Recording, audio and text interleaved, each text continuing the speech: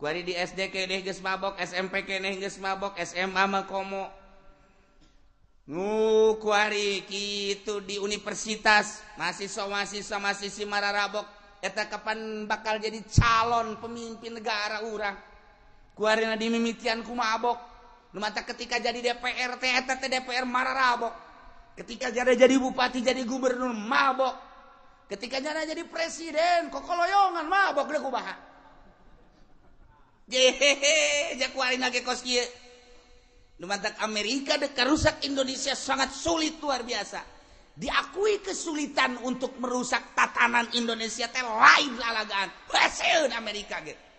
Nyana geus musyawarah deui jeung syaitonir rajim. Hese ieu dek karusak Indonesia teh hese. Ya, ternyata dengan 4F. 1 food. Makanan. Nomor kedua adalah fashion, pakaian. Nomor ketilu adalah film. Nomor keempat finansial perbankan.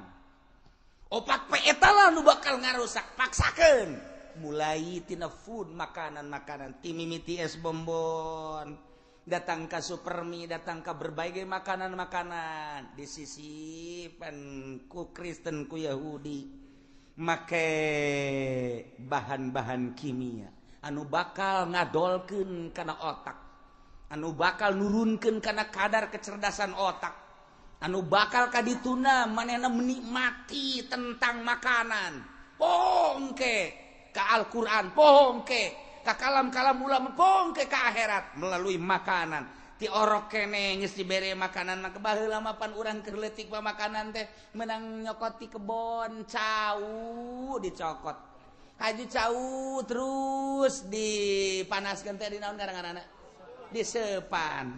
Terus ku emakna dikerokan make sendok didaharkeun ka urang asli kan. Cau menang ti kebon. Ya Allah ya Rabb kuari geus titah nyusuan ku sorangan ge geus embung geus aya kuari mah. Lantaran geus teu butuhkeun ASI kuari mah. Geus teu butuhkeun susu ibu teu butuh geus aya kuari mah. Geus neuk make susu naon aya, neuk make susu embe aya, neuk make susu onta aya, neuk make susu sapi aya, susu kebo ge aya. Matak gede tetejeh bae. Sebab tadina make susu sapi atuh. Jadi geus gedena kos sapi nyurudug bah. Iya putar nomor kahiji teka rasakan kurang dirusak emang lalain lalagaan eta pajar lalagaan lain bebeneran eta teh menang musyawarahnya na.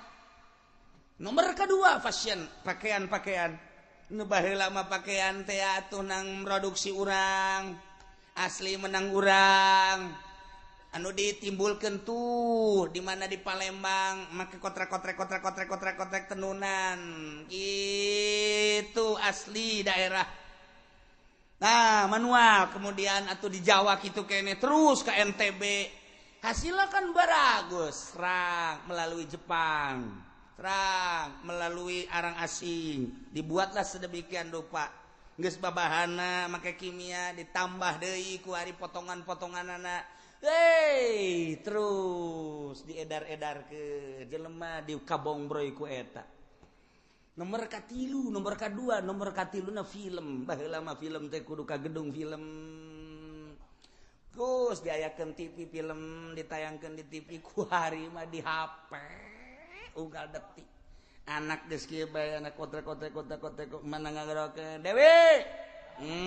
Kotek. Dewi ka dieu sakedeung. Kotek. Geus maraheun mana. Sia kenaon. Iya mata di dalam jatuh mah susu mak coba mana le tolong ke mana deh goblok pan tadi mah marah wari babarengan tayangan naon eta emang bareng film geus kuari mah dibawa ku budak SD terus film ka mamana iraha hayangna terus bae aya nu emakna geus dibonggolan bae titah meuli pulsa. Budak kajian ting teu dahar mah asal meuli pulsa cak kana teh. Blon teh. Ayo coba kuari. Ayo coba ku sia rasakeun kuari. 10 tahun ka hareup bakal pikumahaeun ieu kakara kuari. Ambalaya geus kos kieu tatanan. Nu mantak cek Gus Dur belum siap sebetulnya Indonesia belum siap. untuk menyikapi era globalisasi. Gus Dur dah ngomong lain can siap naon soal kabeli mah kabeli, tapi siap untuk mental bangsa Indonesia. Nah, tingkatkan ku ari atuh pondok pesantren, tingkatkan atuh ku ari pengajian, ditingkatkan. Lantaran kiai na resep dalam film.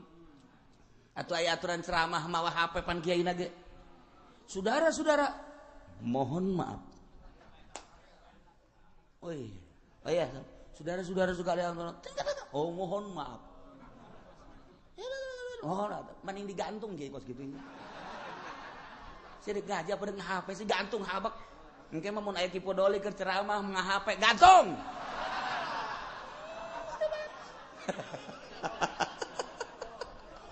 Itu lah naon. Keur ngaji HP, keur ngaji. Ya Allah ya Rabbi. Atuh wayahna bae kiai.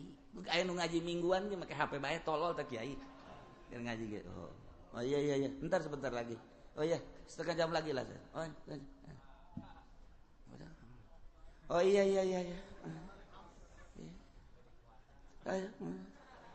Kiai bolon itu Kiai. Atuh ayana bae Kiai, hai HP, ku aing sia ditenden heula. Selama 2 jam aing dek ngaji, ulah gaganggu aing sia. Ya, kecuali aing mau ngaganggu sia. Iya geus merajalela ka kiai-kiai keur ceramah nga-HP. Geus puguh di kantor mah atuh keur musyawarah nga-HP, geus kitu keur ngaji nga-HP, keur salat. Keur salat HP di dieu. Jangan julak-julak ke usah sai gitu. Blok. Eta kiaina tuh komo santrina. Gusti Allah deuk wahaya. Makanan, pakaian, kemudian atuh ayeuna mah kitu ngarusak teh setelah makan film. Nu ngarusak akal kuari dengan berbagai mabok. Mabok atuh kuari mah jadi proyek di Indonesia. Ya Allah ya Rabbi. Urang ngadenge keluar ti luar negeri datang ke Indonesia, ti Palembang datang di mana? Jadi proyek atuh ayeuna mah. Ganja ti Aceh kirim, emang eta ganja. Sakumaha dikirimna ti Aceh ka dieu. Sakontainer. Emang sabaraha gitu. Beunang ku polisi di naon karang-karana di Bakahuni beunang tayang nu beunang nama 10 kilo tah nu di jero bego eta mah nu beunangna 10 kilo nu ieu mah lulus ka ditu eta mah supaya kadeuleu bae bahwa di Indonesia aya hukum ye kana aing teu nyaho meureunana lulus ka ditu nu 10 kilo lah nu dipermasalahkeun tong-teng nu 10 kilo ge dijual deui ku jangan nu mantak di jero negara Indonesia aya negara siluman.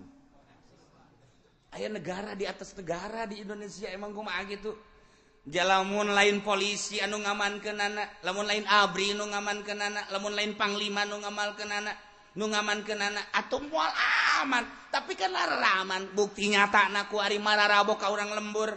Geus puguh gele ganja minuman dan lain sebagainya kaluar ti luar negeri asup ka urang, kah katangkep. Semu bener kadoleuna nu lulusna sabaraha. Iyalah aya negara di jero negara. Nu mantak wala tufsidu fil ardi ba'da islahiha, make tatanan demokrasi sampai kiamat kos kieu bae kajen kukumaha ge. Sebab naon? Bisa nyieun negara siluman di jero negara. Hukum dengan kadeuleuna doang. Bukti nyatana atuh panambalaya. Mun kukula dicaritakeun di Palembang emang kumaha, mun kukula dicaritakeun di Aceh emang kumaha. Bisa disebutkan Serambi Mekah, tapi jerona kebok-borokan Aceh emang kumaha. Ye kiai cenah ulah sok sambarangan mah aing mah teu sambarangan deung aing mah nyaho jasa. Engke heula cenah kiai kumaha teu kumaha aing mah di Palembang ge nyaho jasa. Je, emang kiai pernah ka ditu. Ulah omong pokona sia mah aing mah nyaho bae pokona. Henteu eta cenah kiai nyahona ti mana sih sok aya nyaho bae hayu bareng jeung aing ka ditu. Aju kiai ka ditu jeung polisi. Aju polisina atuh polisina ge nu sok meuli eta. Emang aya sia mah sayakeun beungeut sia poe sia. Iya mah supaya nyaho sing hade anak urang maksudna. Sebab naon aya pelindungna di Indonesia.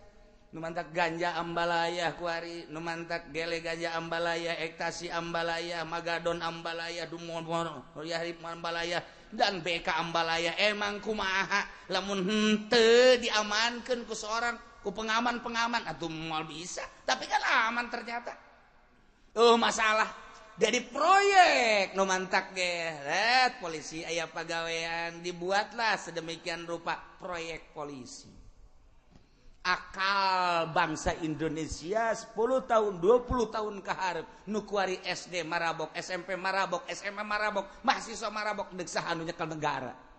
Mun baheula urang ngadenge Bung Karno ketika manehanana endek kitu merdekakeun Indonesia, babaturanana ti Jawa Timur, Jawa Tengah, Jawa Barat, wabeh kiai.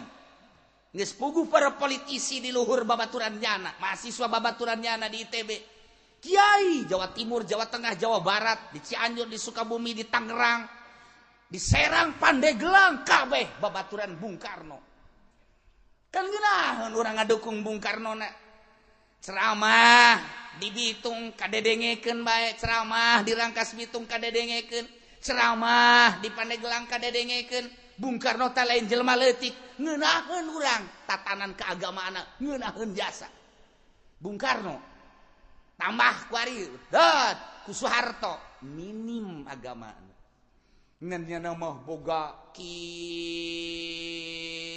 kalaluasaan hate istimewa bisa ngabangun sekian periode luar biasa ngan agama nama minim. Ketika naik deui ku Gus Dur terasa adem, agama bangun deuk naik ngan haju lengser. Dilanjutkan deui ku Megawati 0% perasaan urang kerjatakeun agamana dan negara nama kitu-kitu keneh dicekel ku sasage jadi demokrasi mah atuh eto urusanna kitu-kitu keneh. Tapi ketika nyaritakeun agamana minim pas nu kuari Gusti Allah teh ngadamel bumi meunang Gusti Allah kade bumi teh ieu teh nu ngadamelna ulah pajar jajadian petet meureun. Cara paham Darwin dina tafsir ngajelaskeun bahwa bumi teh ieu mah jajadian we cenah lain dadamelan Gusti. Ya kumaha nyana bae dosa bodoh. Setelah Allah ngadamel bumi didamelah anu bakal jadi penghunina. Selain daripada hewan-hewan daratan, hewan-hewan lautan, anu bakal paling dominan penghuni bumi ialah manusia. Timimiti Kangjeng Nabi Adam alaihi salam. Anak baranakan datang ka Kangjeng Nabi Idris. Tidinya anak baranakan Nuh datang ka Kangjeng Nabi Nuh. Di zaman Kangjeng Nabi Nuh geus bangkawarah makhluk teh. Geus loba nu teu nurut ka Allah jeung ka Rasulna, diberela siksa banjir. Sesa tina banjir. Anak baranakan deui terus datang ka Kangjeng Nabi Sulaiman, datang ka Kangjeng Nabi Musa, datang ka Kangjeng Nabi Isa alaihi salam, kuari urang di zaman Kangjeng Nabi Muhammad sallallahu alaihi wasallam. Allah ngutus Rasul teh jangan beberes di muka bumi. Tatanan-tatanan kahirupan manusia teh supaya akur jeung anu nyieuna. Wallahu alam baheula di zaman Kangjeng Nabi Daud, zaman Kangjeng Nabi Sulaiman, di zaman Kangjeng Nabi Musa, Kangjeng Nabi Harun, zaman Kangjeng Nabi Isa keun. Walaupun orang bisa ngerti, bisa nyaho melalui kitabna Zabur di zaman Kangjeng Nabi Daud, Taurat di zaman Kangjeng Nabi Musa alaihi salam, Injil di zaman Kangjeng Nabi Isa alaihis seluruhna kabeh nitah nauhidkeun ka Gusti Allah. 104 kitab nu diturunkeun ku Gusti Allah diperkecil ngajadi 4 kitab samawi, Zabur, Taurat, Injil jeung Al-Qur'an. Lupa salia akur kabeh ge nauhidkeun ka Gusti Allah Subhanahu wa taala. Anu sugandi dituna titah nyembah ka batu eueuh. Sugandina Taurat titah nyembah teh ka Uzair teu aya. Sebab sugandina Injil titah nyembah ka Kangjeng Nabi Isa. Kangjeng Nabi Isa na sorangan kaget. Kabeh nitah ibadah jeung nyembah ka Khaliq alladzi khalaqas samawati wal ard, yakni Allah Subhanahu wa ta'ala. Kirmejehna rusak tatanan-tatanan kahirupan, mabok ambalaya, judi luar biasa, pembunuhan pohara. Pokona mah geus eueuh bae peradaban-peradaban nu bagus teh harita. Lamun teu mabok teh teu ngeunaheun zaman jahiliyah. Jadi jelema teh parareing bae geus kararieu bae. Arareing jelema. Lamun magi awewe atuh geus bae cekel, porosotkeun, kececas tinggalkeun. Masyaallah, percis kos kotok. Ieu di zaman jahiliyah. Ya Allah ya Rabbi, atuh nu gagah, nu sugih etalah nu menang. Tampung kunyana gagah aya di nyana, sugih aya di nyana, hayang awewe nu mana bae panggil, pake, piceun. Hukum peradaban disebut jahiliyah. Hukum mantap rimba ngaranna. Percis pos di leuweung bae. Mau jadi raja, nah sebabnya nu gagah. Turun ka gajah. Sebab jana boga kagagahan. Tah hukum mana bae atuh nu gagah. Tah eta di zaman jahiliyah teh kos kitu. Jadi hukum rimba nu dipake teh. Masyaallah, pabeulit teh. Mata komplotan-komplotan. Nyeunlah kobilah-kobilah supaya engke lamun nyerang ka anu bisa menang. Nyeunlah kobilah-kobilah anu eta teh timbul kobilah-kobilah teh untuk memperbanyak manusia, memperbanyak pengikut, memperbanyak umat. Maksudnya ketika aya gontok-gontokan teh supaya menang. Dijieun lamun kuarim organisasi. Baheula mah kobilah, bani anu. Supaya menang, mana nu paling loba, ngibarkeun bendera paling luhur. Nyana anu sangat berkuasa. Gagah aya di nyana, sugih aya di nyana, pengikut paling loba. Dek naon deui? Saha hayo coba nung bisa ngelehkeun aing. Dituluykeun ku urang kamari zaman kerajaan-kerajaan. Kos kari itu di zaman kerajaan-kerajaan memeh datang wali sanga. Kerajaan Majapahit, kerajaan Pajajaran, kerajaan kitu dan lain-lain sebagainya. Ngalobakeun pengikut-pengikut jeung kagagahan. Terus nyerang, cokot serang, kos kitulah jahiliyah. Teu nyahoeun ka pangeran nu asli. Di tengah-tengah kerusakan tatanan kehidupan manusia, hukum jeung peradaban, Allah Maha Kawasa ngutus seorang rasul nu ngaran Kangjeng Nabi Muhammad sallallahu alaihi wasallam. Dek ngarubah perjudian, permabukan, perzinahan, perzoliman, pembunuhan. Bayangkeun ku urang. Kangjeng Nabi dengan tenang geus dipersiapkeun ku Gusti Allah mentalna jeung segala rupana. Gancang caritana Kangjeng Nabi boga julukan Al-Amin. Dengan kepiawaian Kangjeng Nabi, keramah tabahan Kangjeng Nabi, Henteu pernah Kangjeng Nabi ngajak gontok-gontokan, teu pernah Kangjeng Nabi ngajak riributan. Malah Kangjeng Nabi seringkali misahkeun jelema nu ribut. Seringkali Kangjeng Nabi ngadamekeun jelema nu pasini. Seringkali Kangjeng Nabi ngaislahkeun keributan-keributan baik individu perorangan maupun rombongan-rombongan Kangjeng Nabi. Tenarlah dengan julukan Al-Amin. Maka terus setelah 40 tahun Kangjeng Nabi turun ayat Iqra bismi rabbikal ladzi khalaq khalaqal insana min 'alaq Iqra wa rabbukal akramul ladzi 'allama bil qalam 'allamal insana ma lam ya'lam. Diangkatlah Kangjeng Nabi jadi rasul. Mulai dakwah Kangjeng Nabi door to door. Lalauna dari pintu ke pintu bisik-bisikan. Tentu baik jelema nu narima nu henteu nu narima nu henteu. Tapi terus bae Kangjeng Nabi dakwah. Teu saeutik anu milu ka Kangjeng Nabi nu dianiaya.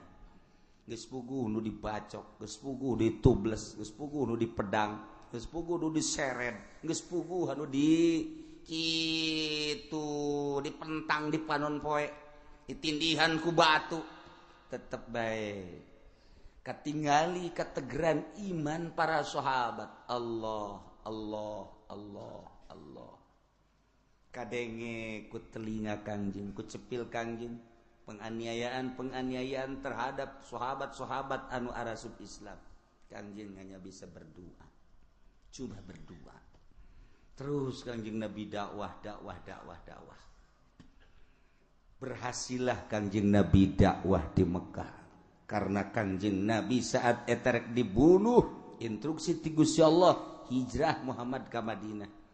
Hijrahlah ka Madinah Kangjeng Nabi, dakwahlah di Madinah sampai aya peperangan jeung pihak Quraisy. Lantaran pihak Quraisy, pihak Abu Jahal, pihak Mekah henteu sadar, terus ngayakeun perlawanan ka Kangjeng Nabi.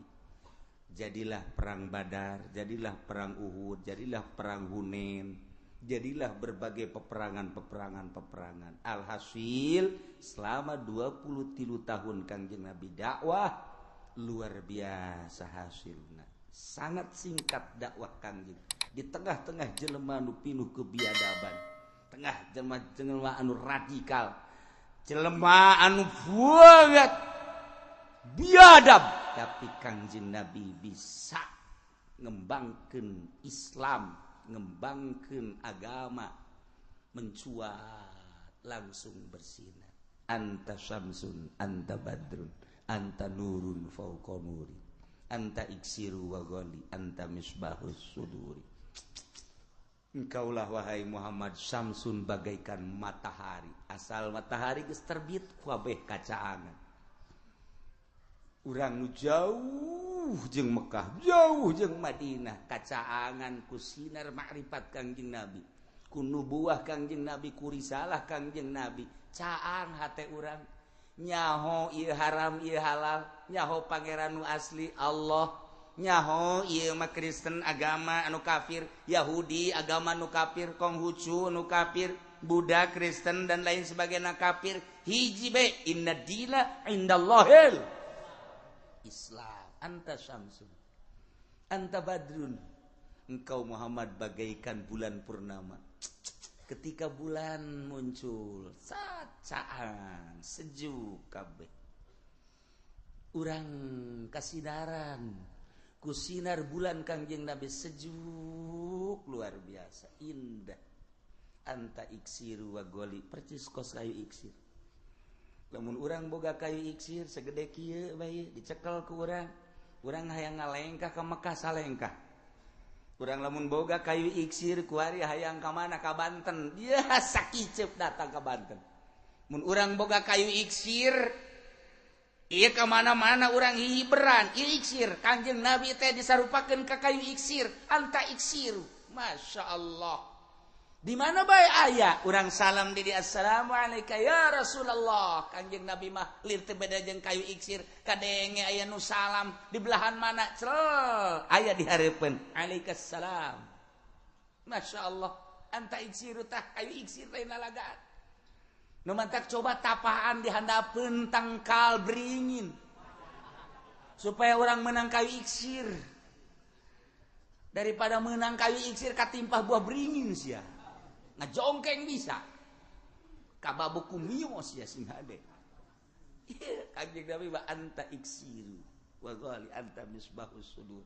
Eta lamun kurang dicarita-caritakeun secara global bapan eta mah tasbih ngaranna anta syamsun anta badrun anta nurun fauqa nur.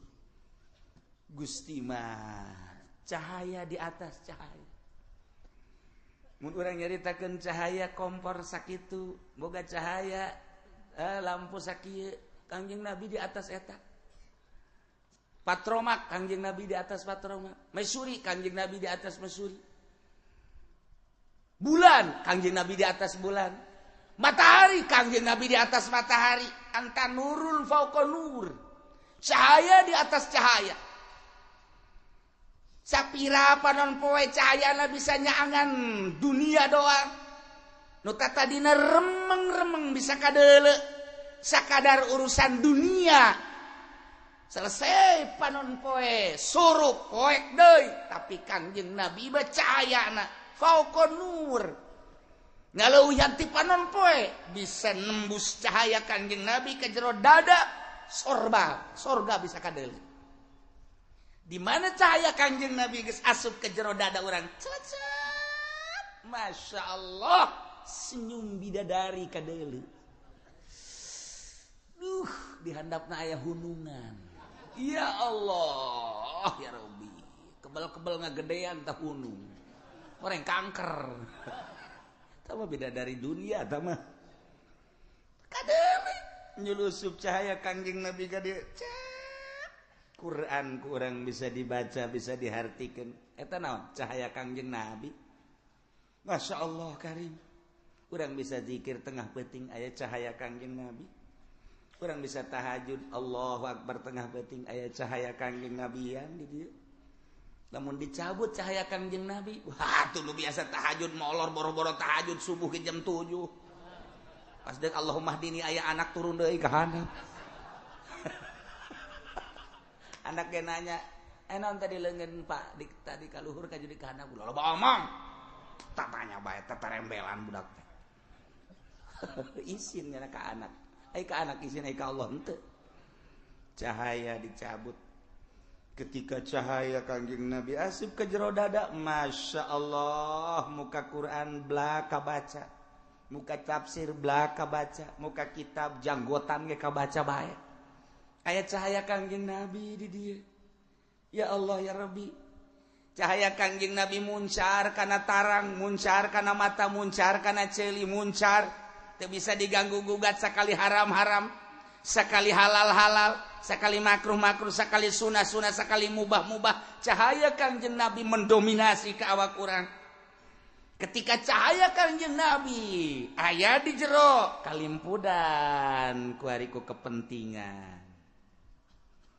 Di dieu cahayana aya ngan mendem. Cahaya Kangjeng Nabi na jero. Nu aya di dieu Golkar. Jadi sungut ngomongkeunana lain cahaya Kangjeng Nabi Golkar. Nyana datang ka imah mah bertentangan ieu teh si kiai ge.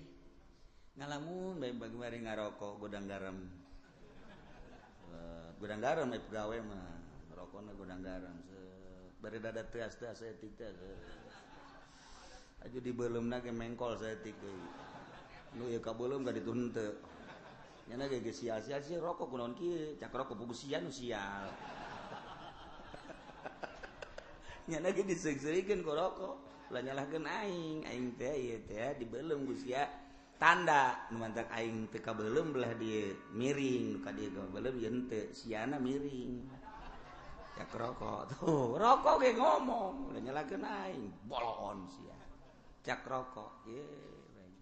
Ngalamun nyana ge heuh nya sabaraha aing ge salah ye. Ngana tuja demi mio lah. Demi bangunan lah. Demi majlis lah. Nu kos kitu diperjuangkeun cahaya Kangjeng Nabi na mendem di jero. Mantak bagaikan katak di dalam tempurung. Kumaha katak di dalam tempurung? Di dalam tempurung di jero batoknya na luluncatan dek bisa ka mana? Menja aya batok itu. Nah, ketika cahaya Kangjeng Nabi muncar batok eueuh, bangkong duk kamuana bae ngeluncat sakadaek bangkong. Wah, luluncatan. Duk ka mana bae. Sebab eueuh hahalang. Ketika bangkong dihalangan ku organisasi, ketika bangkong dihalangan ku partai, ketika bangkong dihalangan ku gorod-gorod, ketika bangkong kehalangan ku berbagai motivasi dan lain sebagainya, bangkong teh teu bisa luluncatan. Cau! Bangkong! Cau! Hiji bangkong jadi bisa disebut cau. Bangkong! Kok! Cau! Kahalangan ku tempurung. Eta ku Kiai Golkar ge dibaca bagaikan kodok di dalam tempurung pugu sia. Ku jana dibaca eta jana ge sok seuri sorangan. Ieu teu bisa luluncatan cek ge ieu bangkong. Lantaran katutupan ku batok. Bloon nih bangkongnya pugu nyanan bloon. Dibaca ku nyana. Ta eta teh kapan lain lalagaan teh mah. Bacaan urang kabehan bagaikan kodok di dalam tempurung teu bisa luluncatan kehalangan. Pugunyana kehalangan ku organisasi, kehalangan nyana ku partai, kehalangan teu bisa jaritakeun hukum anu saluas-luasna. Tatadina haram, barang asup ka Golkar. Haram. Sia. Eta tempurung ngahalangan, Masya Allah. Eta ku daek-daek teuing. Jajai kiai mah teu ngeunaheun kos kitu teh haram-haram bae eta bade dipake dek teu halal-halal bae eta dipake dek teu.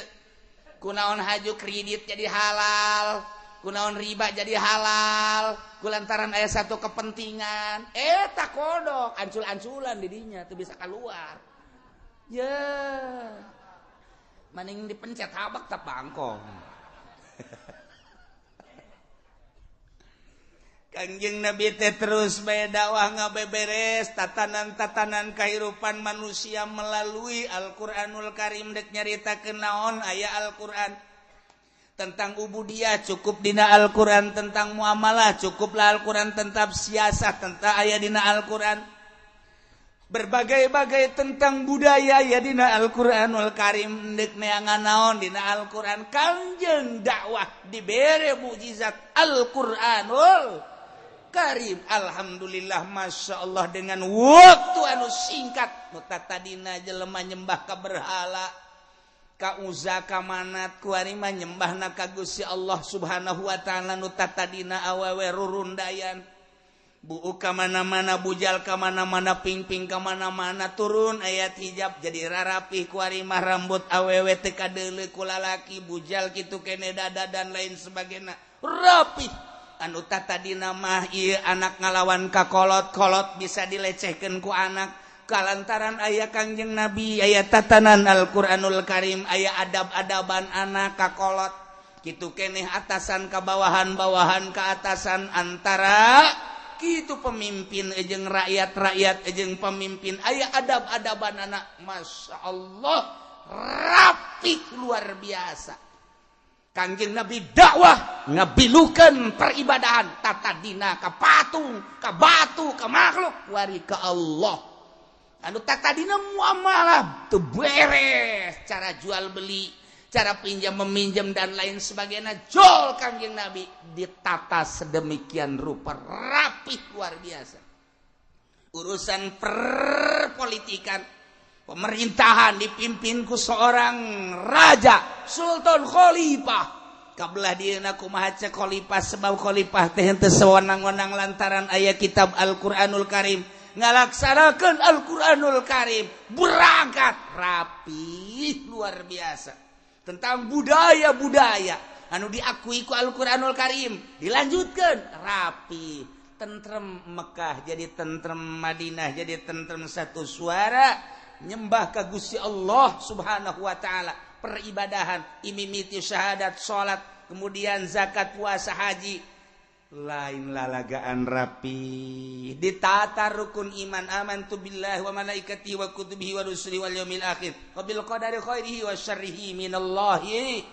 Tangan nyebar di timur tengah, ka Yaman, ka Turki, ka Baghdad, Irak, ka Iran, ka Mesir, ka Yordan, terus rambah ka dieu, ka Asia, kitu Pasifik, terus datang ka dieu, ka Malaysia, terus ka Indonesia.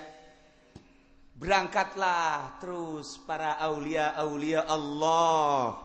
Memeh Malik Ibrahim Maulana Malik Ibrahim geges aya. Lantaran Syekh Maghribi geges dakwah, Syekh Samsudin geges dakwah, aya Nyi Siti Fatimah ge seorang sahabat eta teh geus dakwah. Bahkan cek sawareh sahabat, cek sawareh tabiin dakwah ngan kakencengna di zaman para wali songo. Rapih tatanan-tatanan duta tadina tatanan-tatanan kemanusiaan. Termasuk peribadahan nu tadina nyembah ka makhluk wari jadi nyembah ka Allah Subhanahu wa taala.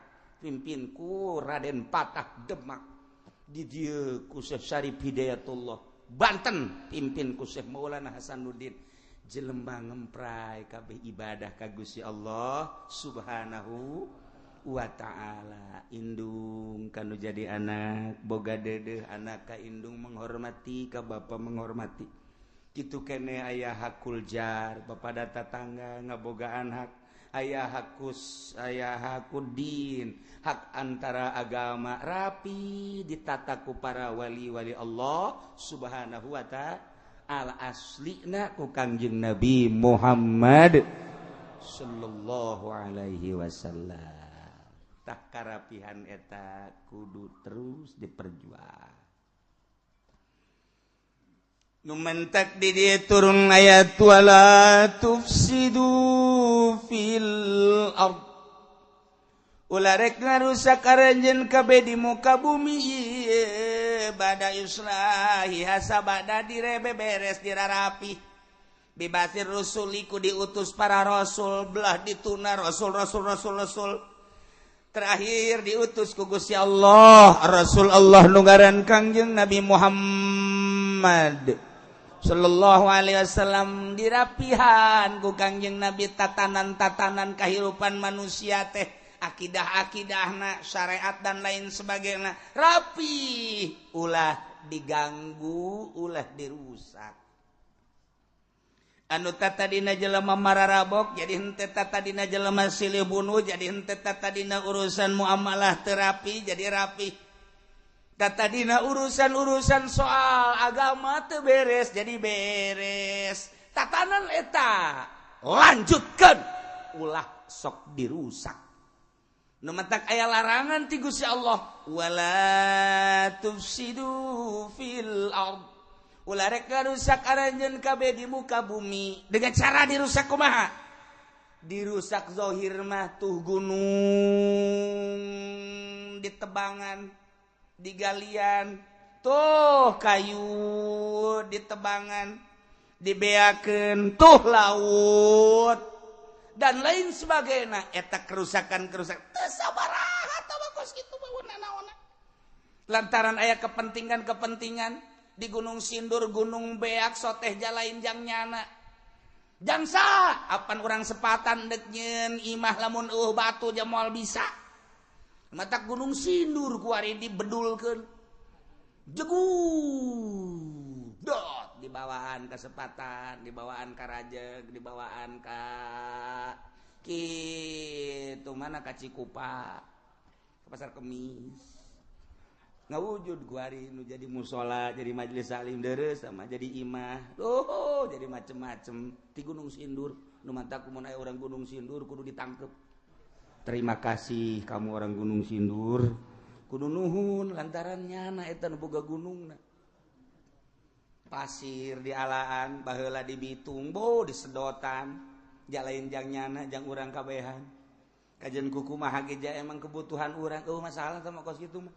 Di Kalimantan, wah ditebangan kayu, dibawaan kuari ke Jakarta, ke Tangerang, ke Jawa Tengah, ke Jawa Timur, nu dibawaan nama aya 10% mah nu dijual aya 80% mah nu dijual lain dijual dipaling dibawaan ke luar negeri tapi cak batur ge tapi jelas nama urusan ada urusan pemerintah tahu Allah sama kayak hitung-hitungan aya di akhirat ai jana beukieun mah kanu kos kitu atuh engke ge jana digadilan tuh nya urusan kos itu tapi nu paling bahaya wala tufsidu fil ardi ba'da islahiha ulah rek garusak aranjeun kabeh di muka bumi ieu dengan cara bisyirki ku syirik migawean kakasyirikan kamusikan wal ma'asi jeung berbagai permaksiatan bada islahiha sabada dibeberes ku Kangjeng Nabi ieu dunia ieu bumi ieu tatanan kahirupan manusia teges anggeus diberesan ku Kangjeng Nabi terakhir ayat al yauma akmaltu lakum dinakum wa atmamtu alaikum nikmati wa raditu lakumul islama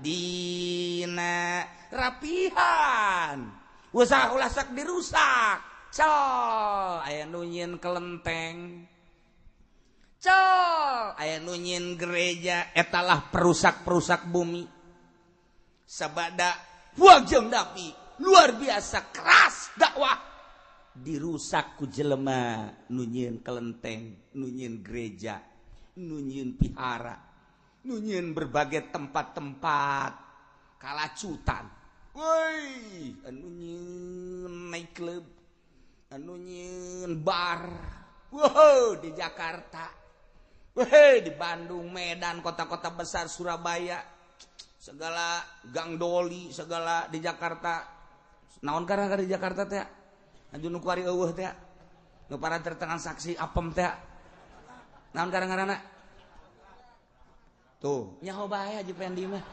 sebab nyana jadi satpamna meureun baheula ya Allah ya Robbi sabaraha gajihna si budak tuh kan eta nu ngarusak ternyata terus ke Tangerang di Tangerang ge lain lalagaan geus loba barbar geus kudu dicaritakeun komo di dinya matah di dinya belah ditu teh naon ngaranna belah ditu ulah waka Kajati heulana tuh nu di ditu tuh nu rame teh nu di tol ke belah katuhu naon ngaranna pan sia osok kadinya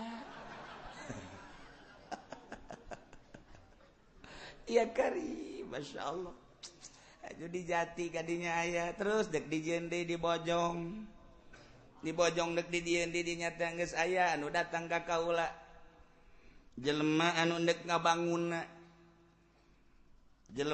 ngabangun minta izin ka kaula di dinya teh geus aya tanda tangan MUI tinggal kiai cenah aya nu tanda tangan mangkaning bulan puasa lamun kiai di dieu tanda tangan cenah bakal dibere duit wah lumayan ya cek urang lebaran mantep ya ndeh aing ka Garut tuh hese-hese ya nah sia sabaraha duit merena berapa mau kasih saya tanda tangan di situ hotel bojong bakal bojong hiji belah ditu belah raja hiji dia tuh langsung ka dieu ieu naon ngaranna sia mah bukan kanyaho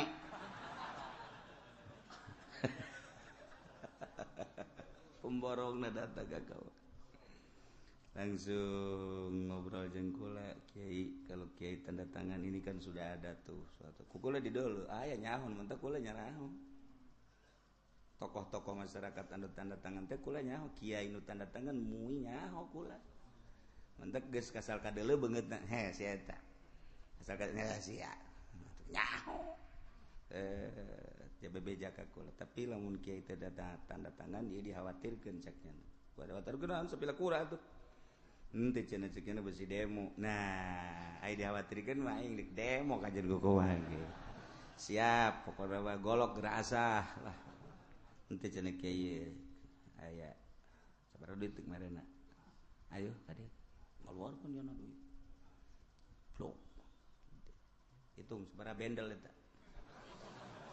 hitung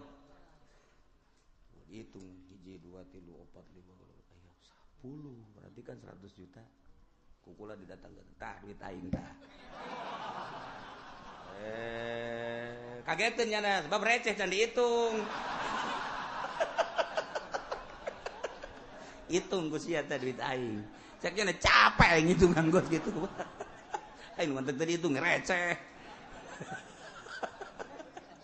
aing ngagos mah kumaha bae atuh baliknya nanggeus entek awas lamun sampeikeun ka terjadi awas sekolah diancam gos gitu awas tungtung aing hirup keneh awas ya awas naon atuh dirinya deuleu tuh awas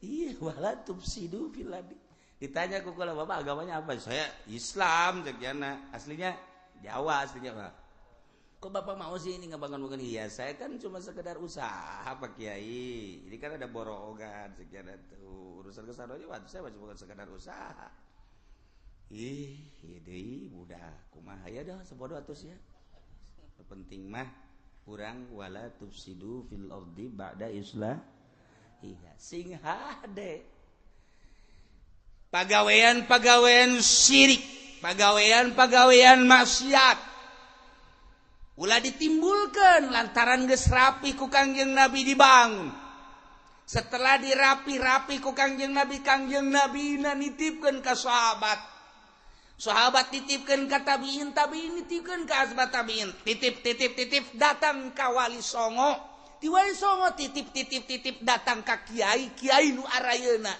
ye Al-Qur'an titip sing hade laksanakeun ye tafsir ye kalam-kalam ulama di berbagai mazhab sing ada titip ye laksanakeun di negara Indonesia nu mayoritas Islam sing ada wala tufsidu fil ardi ba'da islahiha ulah rek ngarusak anjeun sabada tatanan negara geus dirapihan nu baheula ku Kangjeng kadieuna ku para wali Allah Subhanahu wa taala ulah dirusak dengan cara nimbulkeun persyirikan nimbulkeun permaksiatan kade awas sing hade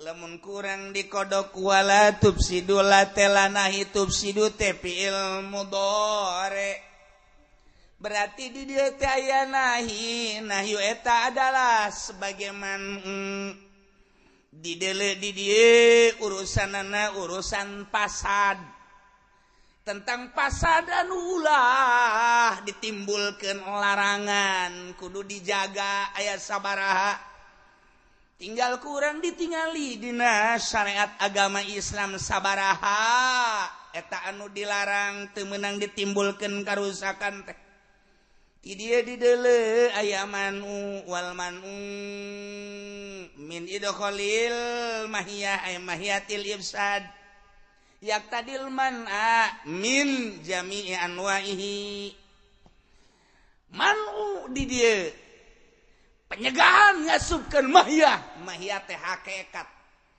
jati diri karusakan ikido cek usul fikih nerapkeun yakni ngajurung kana nyegah seluruh tina karusakan jadi ku bahasa eta teh eueuh anu ditolelir hiji bae sugan taya wabe rusak ulah ditimbulkeun rusak nu mana hiji ifsadin nufus ngarusak awak pembunuhan dua ifsadil mal ngarusak harta dicopet digarong digasir dan lain sebagainya tilu ifsadil ansab turunan dengan perzinahan opat ifsadil ukul akal dengan cara mabok dengan cara ekstasi dan lain sebagainya 5 ifsad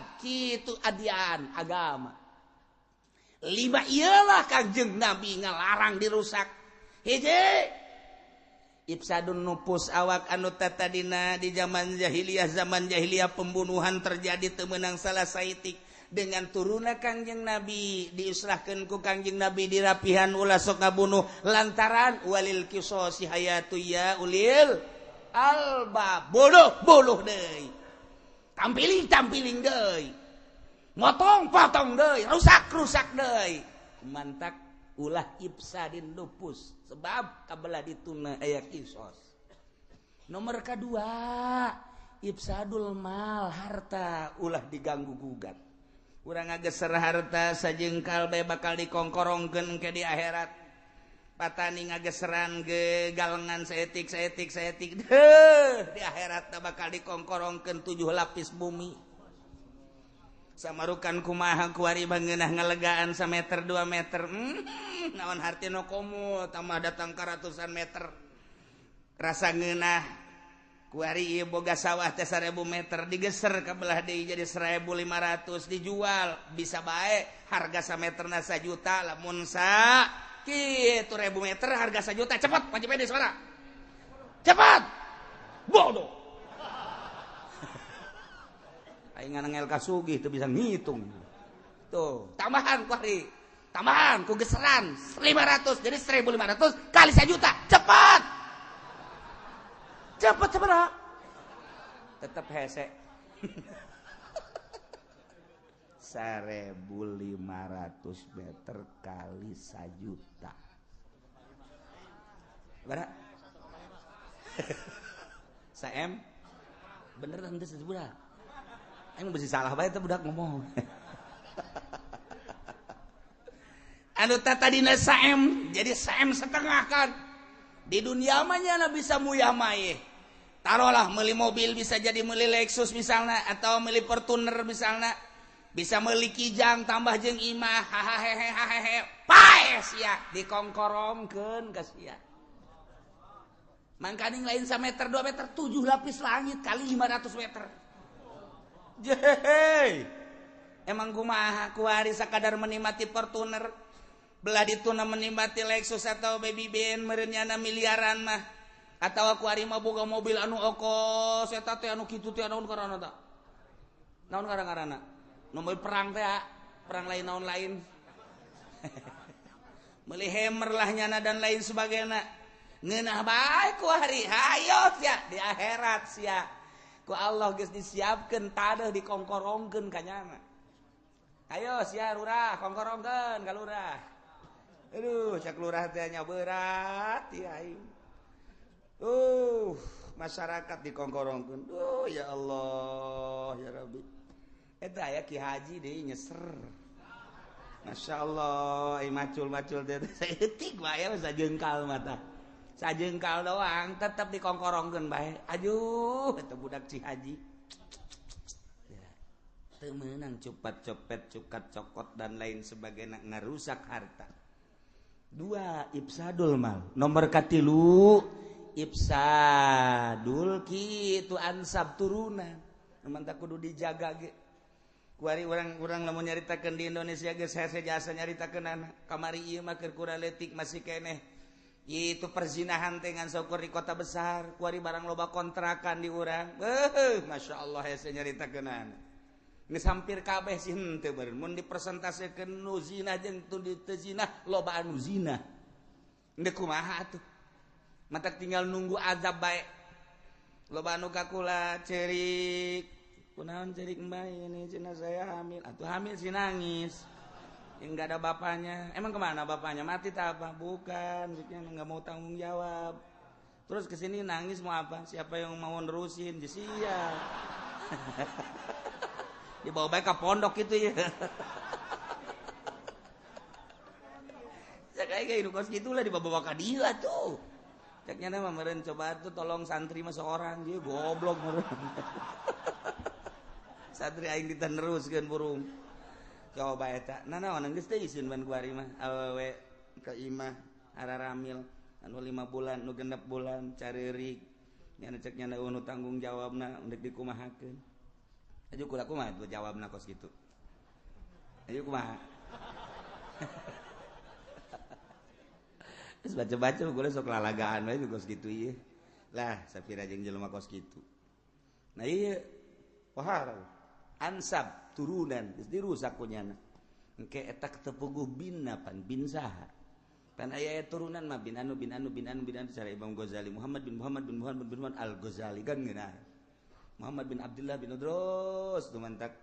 Masya Allah Kangjeng Nabi mapan itu naon karang-karana sanajan di zaman jahiliyah tapi Kangjeng Nabi mah aman tina persidahan zaman jahiliyah tuh iya zaman kuari di karumah bin tepugu bin saha binti saha kuari geus lain lalagaan loba jasa Kiai cenah kula keur nikah jeung ibuna ieu harita geus hamil 2 bulan. Ku kula ditikah tah ieu kumaha cenah anakna ieu sedengkeun awe anu ngawalian. Lain saurang lain 2 urang. Kiai kula bakal kawin jeung ibuna ieu jeung emakna ieu budak. Kula eta ibuna geus hamil cenah sabaraha 4 bulan. Dihamilan gosa ku kula. Tangkorak sia meureunana. Lain saeutik jasa. Geus ku sebab kalau badai jadi ku lagi malik naon kitu ngaranna malik deuk utah deui. Bulo bajasa ieu mah ya Allah ya Rabbi. Sekitar Pasar Kemis, sekitar Cikupa, sekitar Sepatan geus abalaya. Ieu nu kudu dijaga. Sing hade turunan. Tuh stilu nomor kaopat akal. Deuk kumaha tuh akal kuari dirarusak. Kuari di SD keneh geus mabok, SMP keneh geus mabok, SMA mah komo. Kuari kitu di universitas, mahasiswa mararabok eta kapan bakal jadi calon pemimpin negara urang. Kuarina dimimitian ku mabok. Nu mata ketika jadi DPR teh eta teh DPR mararabok. Ketika jadi bupati, jadi gubernur mabok. Ketika jadi presiden, kokoloyongan mabok deuk kumaha. Jakuari nage kos kieu. Nu mantak Amerika dek rusak Indonesia sangat sulit luar biasa. Diakui kesulitan untuk merusak tatanan Indonesia teh lain lalagaan. Hasil Amerika ge. Nyana geus musyawarah deui jeung syaitonir rajim. Hese ieu dek rusak Indonesia teh hese. Ya, ternyata dengan 4F. 1 food makanan. Nomor kedua adalah fashion, pakaian. Nomor ketilu adalah film. Nomor keopat finansial perbankan. Opat pe eta lah nu bakal ngarusak, paksakeun. Mulai tina food makanan-makanan, ti mimiti es bonbon, datang ke Supermi, datang ke berbagai makanan-makanan disisipan ku Kristen ku Yahudi. Make bahan-bahan kimia anu bakal ngadolkeun kana otak, anu bakal nurunkeun kana kadar kecerdasan otak, anu bakal kadituna manehna menikmati tentang makanan. Pongke ka Al-Qur'an, pongke ka kalam-kalam ulama, pongke ka akhirat melalui makanan. Ti orok kene geus dibere makanan mah baheula mapan urang keur leutik makanan teh menang nyokot ti kebon cau dicokot. Haji cau terus dipanaskeun teh di naon garang-garangna? Disepan. Terus ku emakna dikerokan make sendok didaharkeun ka urang asli kan. Cau menang ti kebon. Ya Allah ya Rabb kuari geus titah nyusuan ku sorangan ge geus embung geus aya kuari mah lantaran geus teu butuhkeun ASI kuari mah geus teu butuhkeun susu ibu teu butuh geus aya kuari mah geus neuk make susu naon aya neuk make susu embe aya neuk make susu onta aya neuk make susu sapi aya susu kebo ge aya matak gede tetejeh bae sebab tadina make susu sapi atuh jadi geus gedena kos sapi nyurudug bae. Iya putar nomor kahiji teu rasakan kurang dirusak emang lalain lalagaan eta pajar lalagaan lain bebeneran eta teh menang musyawarah nyana. Nomor kedua fashion pakaian-pakaian nu baheula mah pakaian teh atuh nang produksi urang asli menang urang anu ditimbulkeun tuh di mana di Palembang make kotrek tenunan gitu asli daerah. Nah, manual kemudian atau di Jawa gitu kene terus ke NTB. Hasilnya kan bagus, serang melalui Jepang, serang melalui arang asing. Dibuatlah sedemikian rupa. geus babahana make kimia ditambah deui ku ari potongan-potonganana. Terus diedar-edar ke jelema di kabongbroy ku eta. Nomor katilu, nomor kedua, nomor katiluna film. Baheula mah film teh kudu ka gedung film. Terus diayakeun TV film, ditayangkeun di TV ku hari mah di HP. Unggal detik. Anak geus kieu bae anak kotek-kotek mana ngagerokeun. Dewi. Kotek. Dewi ka dieu sakedeung. Kotek. Geus baraheun mana. Sia kenaon. Ieu mata di deuleu. Ih, eta mah susu. Heueuh mah, coba mana le tolong teu mana deui. Goblok pan tadi mah marah. Bari babarengan. Ih, tayangan naon eta mah. Barang film. Geus kuari mah dibawa ku budak SD terus film ka mamana iraha hayangna terus bae. Aya nu emakna geus dibonggolan bae titah meuli pulsa. Euy, budak kajian teuing teu dahar mah asal meuli pulsa cakena teh. Blon teh. Ayo coba kuari. Ayo coba ku sia rasakeun kuari. 10 tahun ka hareup bakal pikumahaeun ieu kakara kuari. Ambalaya geus kos kieu tatanan. Nu mantak cek Gus Dur belum siap, sebetulnya Indonesia belum siap untuk menyikapi era globalisasi. Gus Dur dah ngomong lain can siap naon soal kabeuli mah kabeuli tapi siap untuk mental bangsa Indonesia. Nah, tingkatkeun ku ari atuh pondok pesantren, tingkatkeun atuh ku ari pengajian, ditingkatkeun. Lantaran kiai na ge resep dalam film. Atuh aya aturan ceramah mawa HP pan kiai na ge. Saudara-saudara, mohon maaf. Oh iya, saudara-saudara sekalian. Oh, mohon maaf. Oh, maning digantung kiai kos kitu. Saya ngajak pada nge-HP sih gantung habak. Engke mah mun aya Ki Podoli keur ceramah nge-HP gantung.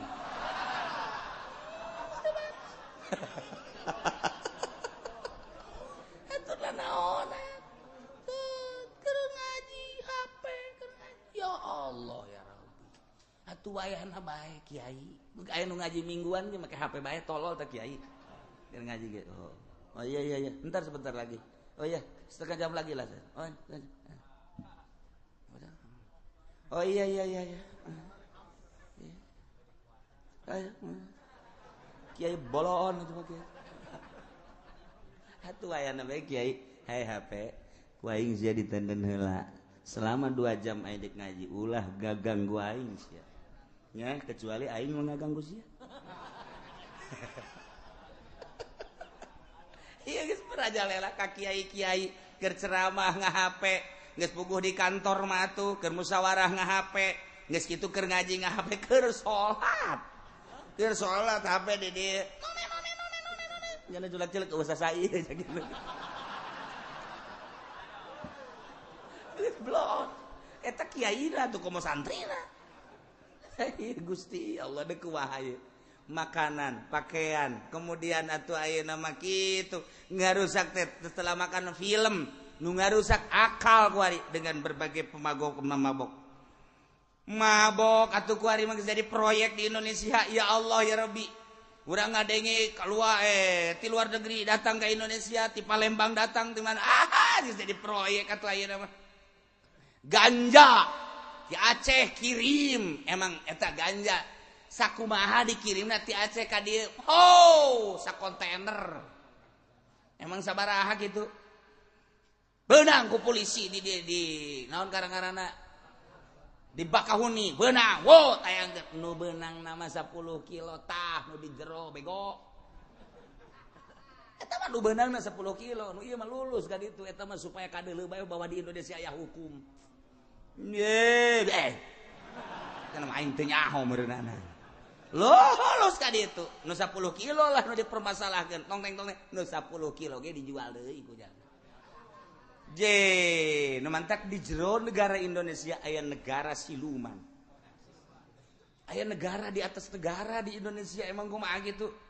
Lamun lain polisi anu ngamankeunana, lamun lain abri nu ngamankeunana, lamun lain panglima nu ngamalkeunana, nu ngamankeunana atuh moal aman, tapi kan raman bukti nyata na ku ari mararabok ka urang lembur.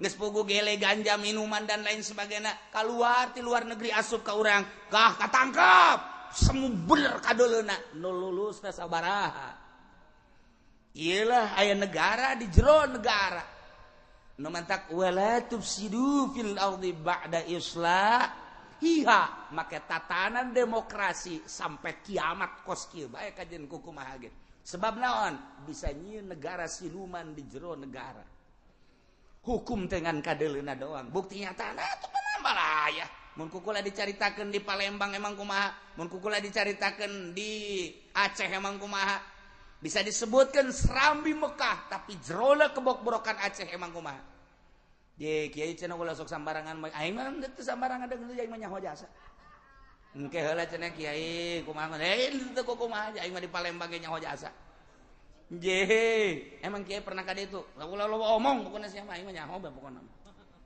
henteu eta cenah kiai nyahona ti mana sih sok aya nyaho bae hayu bareng jeung aing ka ditu aju kiai ka ditu jeung polisi aja polisina atuh polisina ge nu sok meuli eta emang aya sia mah sayakeun beungeut sia poin sia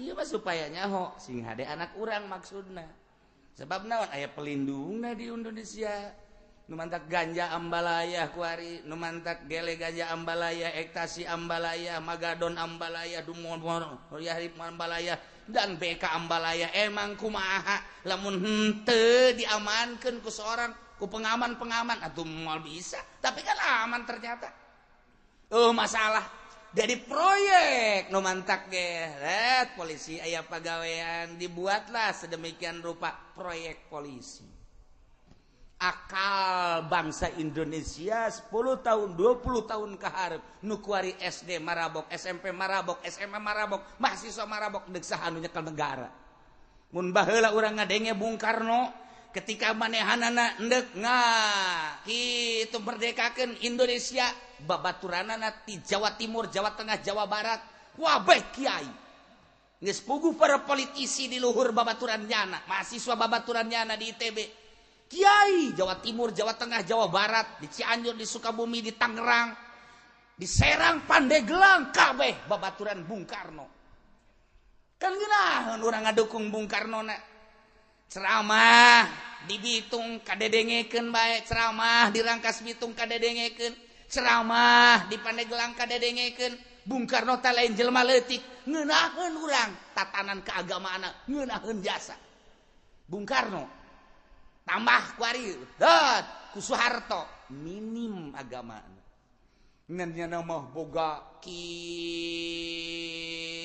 kalaluasaan hate bae istimewa bisa ngabangun sekian periode luar biasa ngan agama nama minim ketika naik deui ku Gus Dur terasa adem agama bangun deuk naik ngan haju lengser dilanjutkeun deui ku Megawati 0% perasaan urang mah kerjatakeun agamana dan negara nama kitu-kitu keneh dicekel ku sasageja demokrasi mah atuh urusanna kitu-kitu keneh tapi ketika nyeritakeun agamana minim pas nu kuari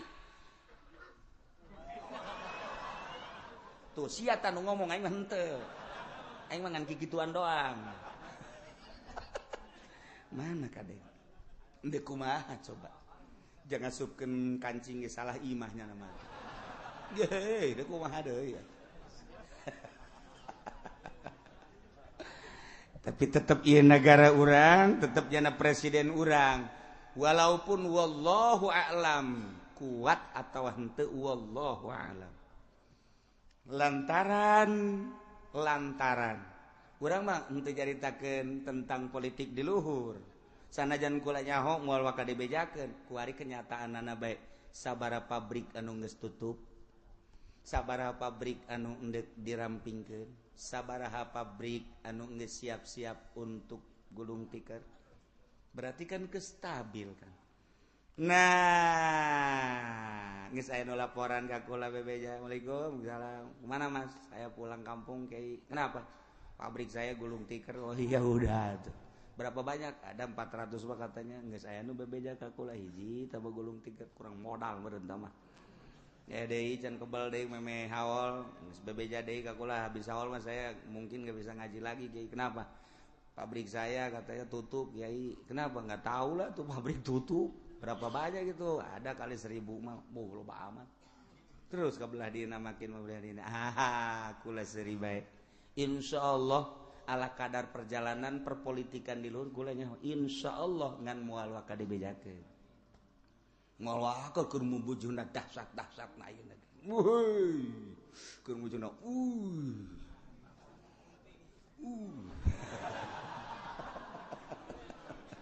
wallahu a'lam. Nah, Prabowo geus dipanggil geus 3 kali pertemuan Prabowo. Kemudian atuh ayeuna berbagai pertemuan organisasi di luhur geus mulai, organisasi Islam geus mulai diperkuat. Kamari Rebo di Yogyakarta mengarah engke ka Jakarta. Kan keputusanna tetep bae engke aya ti para ulama-ulama. Mantak kula ge rada kaondang saeutik. Ieu beuki kaondang. Ulah kaget atuh sia. Ge kaondang ge pelebah mana jeung deuk naon heulanan. Sia mah haju kaget bae. Kaondang teh buat teuin menteri pae hayang nyalateun.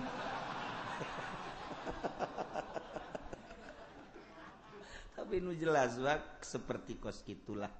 Geus aya hawar-hawar tah. Nah, eta mah urusan demokrasi mah tugas kitu bae. Nah, ieu aya negara di jero negara siluman. Ulah dikira di Indonesia satungtung negara demokrasi kieu bae. Aju kiai hayang ngarobah, aing mah teu deuk ngarobah, nu jelas make Al-Qur'an wala tufsidu fil ardi ba'da islahiha. Nagarana deuk bentuk negara naon bae lamun sia ngalaksanakeun sesuai jeung aturan Al-Qur'an adem, ulah rek ngarusak di muka bumi dengan persyirikan, dengan permaksiatan. Sabada tatanan bumi ieu manusiana diberesan ku Kangjeng Nabi.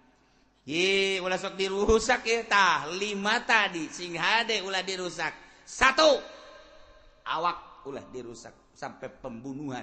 2 harta ifsadul mal. 3 ifsadul ansab turunan. 4 ifsadul ukul akal. 5 agama. Ulah dirusak agama teh beunang Kangjeng Nabi. Perang dahsyat Badar, Uhud dan lain sebagainya. Urang tinggal neruskeun.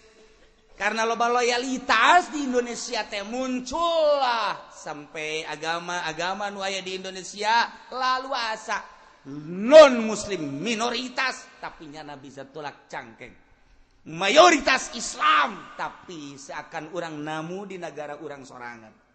Kunaon eta? Ku sebab leluhur urangna nu nyekel negarana ti mimiti lurahna datang ke camatna, bupatina, gubernurna, terus sampai ka luhurna, henteu boga agama anu kuat. Sehingga agama teh dianggap mainan ku nyana. Pek bae neuk kios kitu mah kula masa kadar nyaritakeun seperti kos kitulah di Indonesia. Da buktina ketika urang boga masalah tentang agama, minta urang perlindungan. Nu ngalindungi. Berarti kan kesulitan di urang mayoritas Islam, tapi urang jadi tamu di negara urang. Ngan keur carita mangga bae deuk kos kitu mah pek bae ngan sia ge bakal pae. Presiden bakal pae, gubernur modar, bupati koit. Camat mah pararae. Ieu ge caritakeun emang kiai moal pae, aju aing ge pae sarua. Dan aing mah pae teh geus siap jasa aja aing mah. Emang siap gitu, atuh siap aing mah. Salat osok, puasa terus, baca Quran sekali-sekali osok. Atuh aing mah siap ketika kapanggih jeung malakal maut bae ya bae lah. Ya cek malakal maut emang siap teh siap. Emang kunaon? Atuh geus rindu ka Gusti Allah. Bae mantep biasa. Sebab naon? Ya atuh aya pertanggungjawabanana, pikihna, akidahna dan lain sebagainya. Da kumaha aja emang sapopoe kurang diaji. Ketika pae atuh tinggal nyanggakeun ka Gusti Allah, Gusti jatita salat geus, puasa geus, haji geus. Eta cenah kurang husu atuh husuon amlah Gusti. Ampura bae kurang husu sautak saeutik mah tuh. Tah nyana pan korupsi aya di nyana. Ayo ngabangun gereja aya di nyana tanda tanganna. Ayo deuk bahas itu kazaliman aya di nyana. Ayo sia gara menghadap Allah. Mun teh digencet sia. Ji aing mah henteu kukumaha los negara aja lain negara sia.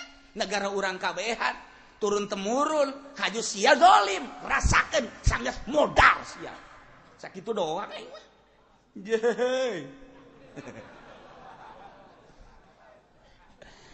cek di dia lagi wala tufsidu fil ardi ba'da islahiha ulah rek ngarusak aranjeun kabeh di muka bumi ieu dengan berbagai persyirikan jeung permaksiatan nu mantak sekuat tenaga urang larang ketika aya persyirikan jeung permaksiatan wayahna di lingkungan lembur urang teh urang papada peduli ketika aya nu mabok wayahna tepak ketika aya nu judi wayahna tepak ketika aya anu nanggap orkes wayahna urang datangan deuleu lamun biduanana rada bagus atuh terus antepkeun ku urang lamun biduanana hideungnya jore nya sorana jore maning turunkeun acenah kitu amat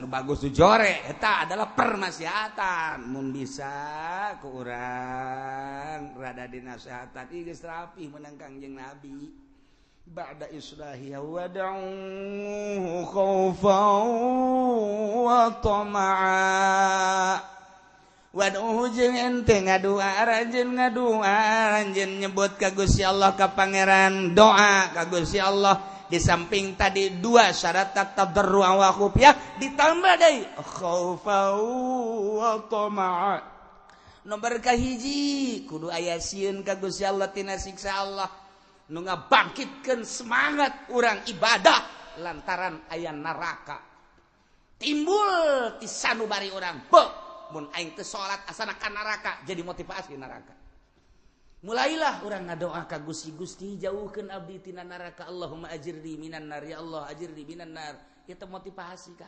khaufan sieun tina siksa Allah lantaran karasa kurang kapetelan ku seuneu rokok bae ge mane jajalepengan komo meureunanan seuneu itu khaufan sieun ka siksa Allah jadi pembangkit semangat ibadah ka Gusti Allah makin mantap urang coba aing ngaji asieun ka neraka khaufan wa tama jeung aya harepan nu salat bakal diberes senyum gi bidadari kajeun teu numpakan ge asal diberes senyum bae cukup ku senyum doang ge kadang lalu urang numpakan bidadari ku senyum da ge we cak aja penis sejuk hatiku ku senyum doang geus kajeun cak aja penis aing teu kudu ka sorga teu kudu numpakan sia aing mah di lawang sorga kieu diberes senyum bae ge geus ngeunaheun jasa geus aing ngiuhan di tangkal kayu bae di dieu geus hareupeun sorga aya tangkal kayu asal liwat senyum bidadari asal liwat senyum bidadari geus cukup aing mah geus kos kitu bae geus sekudu sare jeung sia aing mah senyum bae pun urang mun neuleuh awewe geulis ku senyum da aduh masyaallah matahari yang terik ketika aku melihat senyummu teduh rasanya waduh tuh caknya ada gombal cenah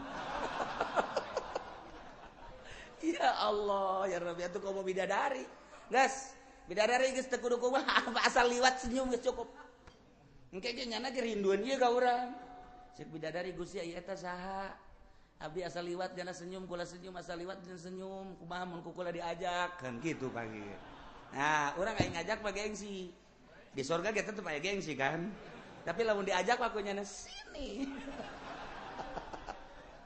cek bidadari aku dipersediakan oleh Allah untukmu silahkan nikmati tubuhku waduh siapa masuk ke mana baik ieu keur nyarita tomaa ieu mah maksudna ieu aya pembangkit listrik ieu tomaa ieu maksudna aya kahayang urang lamun tadi semangat juang ibadah urang lantaran sieun ka neraka rempan aing lamun teu ibadah beusi ka neraka khaufan kuari tomaan min rahmati deuh lamun aing teu ibadah atuh moal meunang aing tuh surga jeung bidadarina ku aing kuari mah deuk ibadah ka Gusti Allah dengan harapan hayang bidadari di surga Allah.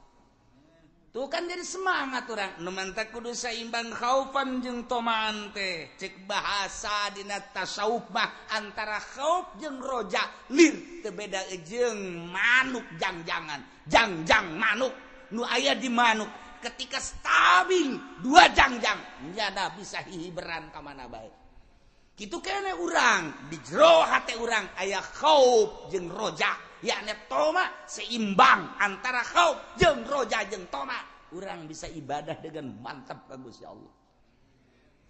Salat Allahu Akbar di jero hate urang aya khauf jeung aya toma. Ketika ditanya, kunaon dia salat nu mantak salat? Sieun ka neraka. Kunaon sieun mantak salat bae? Hayang ka sorga, sieun ka neraka jeung hayang ka sorga. Sarua 50% 50%. Etalah ibadah anu handap, ibadah nu teka. Ibadah jelema bersyariat mah kos kitu bae. Mun ditanya ieu papais aya naonan? Oh, ieu mah aya cauan. Oh, cau. Oh, sedengkeun urang hobi ka cau di dahar ku urang. Sia keuna teu ngadar papais bunga mah teu resep ka cau. Emang bener unti tah aya. Ieu make unti tah. Oh, ieu unti nyana ngadahar unti. Sia teu ngadahar emang udah aing mah cau henteu unti henteu. Emang resep kana naon? Aing mah resep teh ka jerona lamun aya ieu anta naon ngaranna anu amis teh susu mun aya susuan jerona. Ieu aya teh susuan. Roti mie masuk di dahar gunyana. Disesuaikeun jeung kahayang-kahayang eta kan ngaranna orok nu kos kitu mah. Orok nu kos itu makanan-makanan teh ya. Lain maksud seubeuh tapi maksudna hayang aya nu dipake karesep jerona makanan nah eta jelema-jelema nu kos itu ibadah kos kitu teh ya. Ieu dikhawatirkeun tetep ka sorgana nu kos kitu mah sebab boga kahayang ka makhluk lain ka Allah. Taekeun ku urang lantaran urang geus salat bae umur geus kolot kamari mah salat teh urang teh sieun ka neraka hayang ka sorga sieun ka neraka hayang ka sorga tingkatkeun ku ari mah aya urusan sorga jeung neraka mah jatah mah urusan Allah mending ka Allah na nu nyieun sorga jeung neraka. Adapun deuk di ka sorgakeun deuk di ka nerakakeun kumaha nu nyieunna bae abdi mah hayang ka nu nyieunna bae. Ieu mah ngomong takos kitu ngomong babari pelaksana mah pan hese. Atuh hese pelaksana mah ngan ngomong doang. Atuh unggal pidato ge bisa ngomong makos gitu tapi pelaksanaan coba di jero hate orang drek teu hayang ka sorga teu embung ka neraka teu embung ka neraka teu hayang ka sorga hiji Allah ta eta teh lamun boga kos kitu tah urang tekad di jero hate wali ngaranna sia ibadah bae mun hayang teu naon bohong henteu deh bohong sayang ka sorganya henteu. Sapira sorga itulah makhluk-makhluk kayaknya dadamelan Allah. Sia sieun ka neraka mimbung. Sia dek dibeuleum atuh masalah mah dibeuleum aja kuno bogana ieu. Acan dibeuleum diasur-asur atuh los. Bener sia. Masuk aju kos kitu sia. Sia dek itu lamun ku Allah di ka nerakakeun. Atuh mah nya Allah ngararakakeun mulai tah geus rada turun mah nya. Geus rada turun tah. Rada sieun nya lagi sarua. Nya Allah tega ka aing ngararakakeun je atuh sapira sia ulah-ulah sia wali ge wah di nerakakeun maka neraka tuh sapira sia mah wali lain kiai lain sapira tukang toge heuh nya atuh sia salat bae embung nerakanya gitulah kira-kira turun berarti kan aing nu asli mah lain kitu sia kudu dia ibadah bae ka Allah aing mah ka Allah sia yang ka surganya henteu moh meureunana sia embung ka neraka henteu. No bener sih ya, iya bener aing mah kajian kuku mah gitu ka Allah bae. Lah sia mah kajian kuku ge bohong. Ih, aing mah kieu, aing hayang ka sorga aja aing mah teu pantes di ka sorgakeun sapira aing. Ai di ka nerakakeun atuh meureunana pantes ba pantes bae ngan sabenerna mah aing nyeri ka neraka mah. Tah jadi bae ka Allah bae nyanggakeun adapun dekan mana nama kumaha Allah bae eta teh asli di jero hate wali eta teh. Geus we jadi ibadah, sedekah geus teh hayang ka alam, teh hayang nanaon salat, teh hayang ka alam teh Allah. Tah eta teh kan kudu diurus melalui thariqah nu kos kitu teh supaya bisa kieu urang hirup teh Gusti. Sapira abdi atuh jatah tadina ge eueuh haju aya diayakeun ge ku Gusti berarti abdi teh nu Gusti haju abdi hirup ku ari sapira hirup abdi atuh ja ieu teh aya hirup teh aya nyawaan bae sedengkeun nyawa ge ditempelkeun ku Gusti mun ku Gusti dicabut meureun abdi panyanggakeun sadaya-daya sapira abdi atuh Gusti harta-harta abdi mah urusan luareun abdi janu Gusti keneh loba nu sugih di cara rabut mah jasara rusak bae atuh komo abdi nanaonan nyanggakeun sadaya-daya sehingga sapira abdi Gusti lah abdi mah nanaonan ngarasa naonan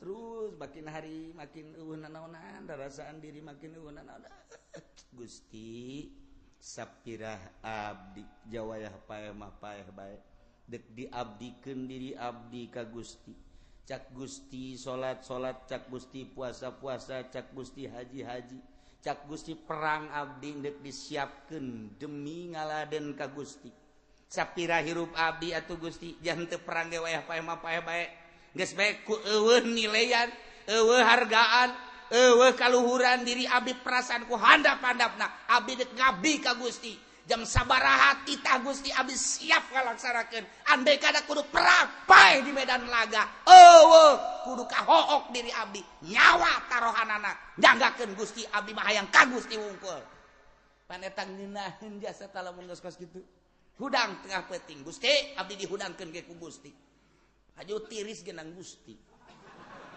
abdi deuk garingkuk deui nang Gusti dia tolol beureun sia mah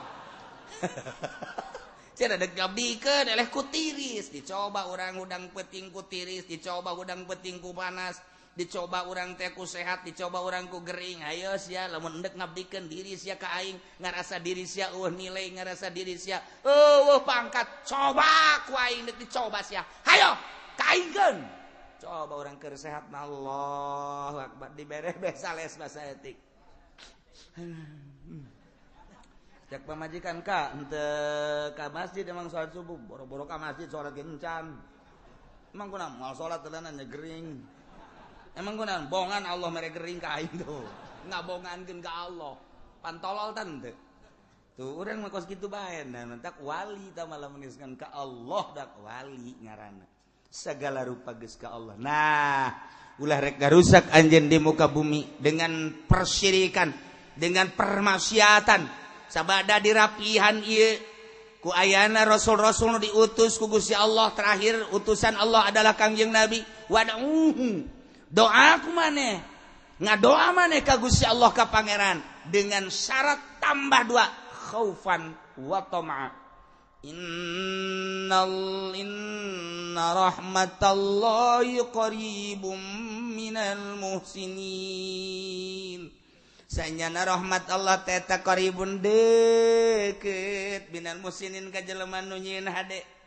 urang kuari teh ngaji urang kuari ibadah deuh nyieun kahadean tinggal ngalengkah doang ka rahmat Allah keur carita rahmat Allah anu hakiki ira Gusti atuh tinggal sakedeung deui mana geus kadeuleu ku waliullah mah rahmat Allah teh dibentukeun sorga ku Gusti Allah teh ngan teu hayangkeun ka sorga hayang ka Gusti na bae rahmat Allah teh qaribum minal muhsinin dekat ka jelema nyunin hade jelema nu ibadah ka Gusti Allah maka rahmat Allah teh deket rahmat Allah teh kanikmatan Allah deket teh iraha kahalangan ku paeh doang ketika paeh trek nyana ngalengkah ka rahmat Allah masyaallah ieu urang kuari ngaji terus salat terus puasa terus zakat aya fakir miskin bere aya yatim piatu bere anak pernahkeun ku urang ibadah tentrem ka Gusti Allah eta ngaranna urang muhsinin nyieun hade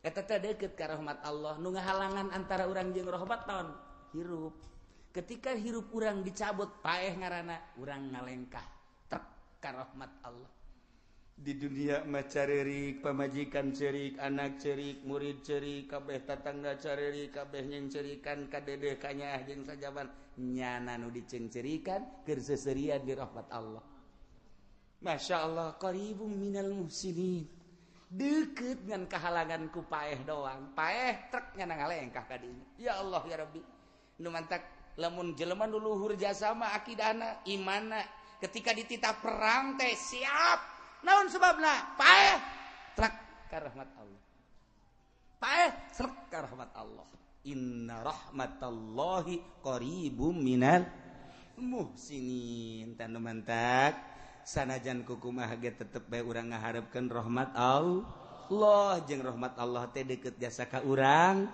tinggal urang kuari mempersiapkan diri untuk masuk ke rahmat Allah nu dihalangan ku paeh. Samemeh urang paeh, siap-siaplah urang ngalobakeun nyieun kahadean supaya urang asup di golongan muhsinin lantaran nu deukeut kana rahmat Allah mah inna rahmatallahi qaribum minal muhsinin. Mudah-mudahan urang kabehan diasupkeun ka golongan muhsinin sehingga urang aya dina rahmat Allah, urang balik aya dina rahmat Allah, urang bakal kana rahmat Allah babarengan jeung ahli-ahli rahmat Allah Subhanahu wa taala. Bi barakati umil Quran. Al-Fatihah. Bismillahirrahmanirrahim. Alhamdulillahirabbil alamin arrahmanir rahim maliki yaumiddin. Iyyaka na'budu wa iyyaka nasta'in ihdinas siratal mustaqim siratal ladzina an'amta 'alaihim ghairil maghdubi 'alaihim waladdallin. Allahumma shalli wa sallim ala sayyidina Muhammadin fil awwalin wal akhirin wa barik wa sallim wa radiyallahu ta'ala an sadatina ashabi sayyidina Rasulillahi ajma'in. Amin ya Allah ya rabbal alamin. Allahumma ihdinas siratal mustaqim. Allahumma ihdinas siratal mustaqim. Allahumma ihdinas siratal mustaqim. Siratal ladzina an'amta 'alaihim minan nabiyyin wasyiddiqin wasyuhada'i wassalihin wa hasuna ulaika rafiqa. Dzalikal fadlu minallahi wa kafa billahi alima. Wa shalli wa sallim ala jami'il anbiya'i wal mursalin walhamdulillah.